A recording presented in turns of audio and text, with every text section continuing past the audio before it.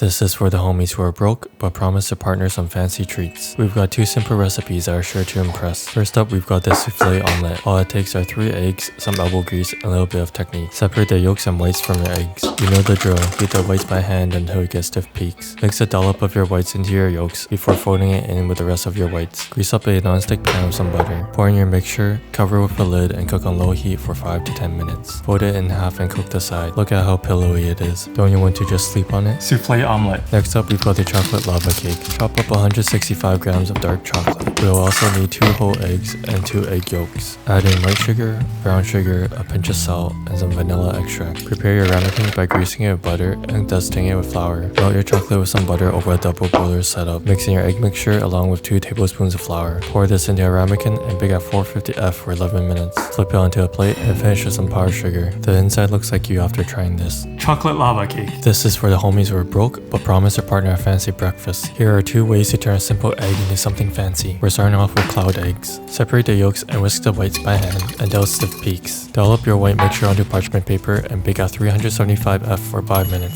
Pour the yolks into the center and bake at 375F for another 4 minutes. Season and serve. Cloud egg. Next up is Eggs Benedict. It seems fancy, but you can make it at home, and you'll save yourself an hour-long wait at some overhyped brunch place and $20. Simply poach some eggs in salted simmering water until the yolk is soft and gooey on the inside, like you. I'm serving it with streaky bacon, but typically Canadian bacon is used. Drain it on paper towel to make it healthy. Toast up some English muffins until golden brown. I heard you wanted some egg with your butter. I said this would be fancy, not healthy, okay? Add 3 egg yolks into a blender with salt and juice from half a lemon. Add a splash of water and blend. Continue blending while slowly pouring your melted butter. You can do this step by whisking over a double boiler as well. Plate and pour over your silky sauce. Finish with a touch of health. Eggs Benedict. This is for the homies who are broke but promise their partner a fancy treat. We've got 2 recipes that require no cooking, so you've got no excuses now. However, you do have to wait 24 hours. First up, we've got soy cured egg yolks. Separate your yolks into a container and top it up with soy sauce. Add some mirin as well. Cover with a paper towel and leave it in the fridge overnight. What you're left with are jammy little flavor bombs that will elevate any dish. I'm serving this on toast, but it would work well on plain boiled rice as well. Cured egg yolk. Next up is granita. You can use any fruit or juice you want. My favorite one is the one called on sale. Add the zest of 1 orange into a tray. Squeeze your fresh orange juice into the tray, or use bottled if you want. Mix it up and leave it in the freezer overnight. Use a fork to scrape your frozen juice.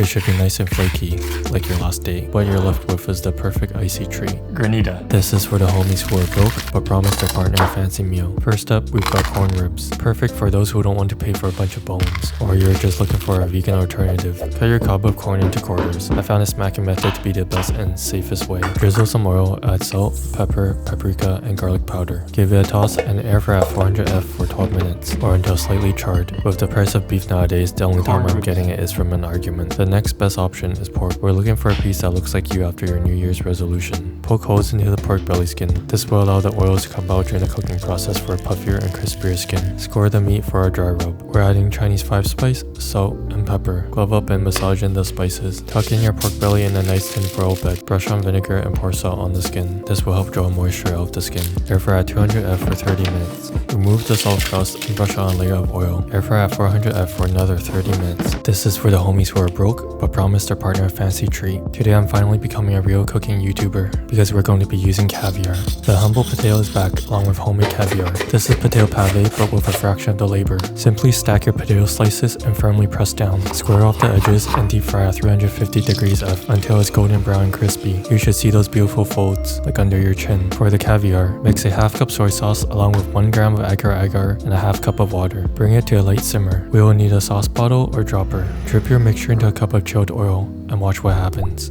This will form little balls that resemble caviar, sinking to the bottom. Drain your balls and rinse it with water. Next, we'll work on a quick tartare sauce. Add mayo, finely diced shallots, fresh parsley, lemon juice, and a touch of Dijon mustard. Give it a good mix. Serve your potato with the sauce and load up with caviar.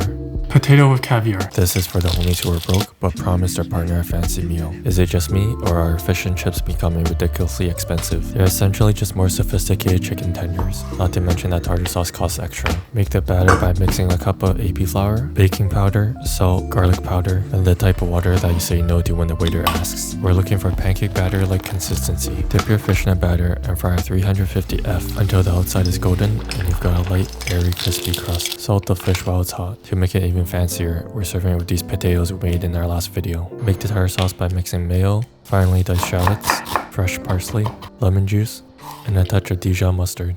Paying extra for tartar sauce should be a crime. To make it even fancier, we're topping it off with our homemade caviar, along with our fancy layered chips and more caviar. Fish and chips. This is for the homies who are broke but promised their partner a fancy meal. Today we're splurging on some fresh seafood. Let's buy a live crab at your seafood market. Subscribe if you want to save this crab. For the first course today, we're making crab ravioli. Deshell your fresh, beautiful crab and shred the meat. Give it a rough chop. Add a big spoonful of ricotta cheese to your crab, along with some fresh parsley. As a shortcut for pasta dough, we're going to use dumpling wrappers for the pasta. We're going to add an egg yolk in the center to make it bougie. Wet the rim with some water. We're all gentlemen here. Wrap it tightly to prevent any leakage. This might sound crazy, but aren't stuffed pasta just low-key dumplings anyways? Boil in salted water for a couple of minutes. We want to keep the yolk runny. We're going to prepare a simple lemon butter sauce for the pasta. Whisk and coat cubes of butter into lemon juice on low heat. Finish with a touch of sugar and parsley. Plate a single piece of ravioli like the restaurants. Crab ravioli. We're going to use the rest of our dumpling wrappers and filling to make crab rangoons. Fold the sides into the center and pinch. It doesn't have to look perfect. It's the inside that counts. Fry until golden brown. We're serving this with a simple wasabi mayo.